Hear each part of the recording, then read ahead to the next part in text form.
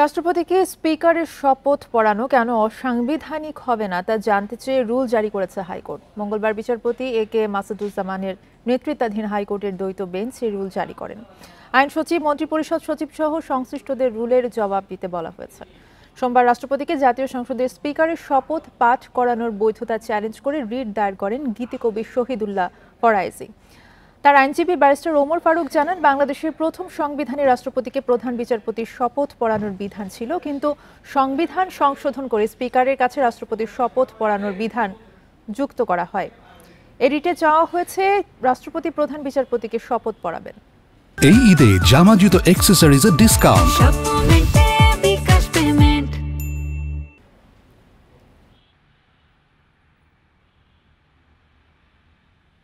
সেখানে আদালত সন্তুষ্ট হয়ে রুল ইস্যু করেছেন। আমরা দেখিয়েছি আমাদের পার্শ্ববর্তী দেশ India, Nepal, Bhutan, Sri Lanka, even USA সভ্য দেশগুলা, সেখানে সব রাষ্ট্রপতি প্রধান বিচারপতির কাছে শপথ পড়ান। আমরা এও বলেছি দুইজন শুধু আছে বাংলাদেশের প্রধান, একজন বাংলাদেশের প্রধান বিচারপতি, একজন বাংলাদেশের রাষ্ট্রপতি।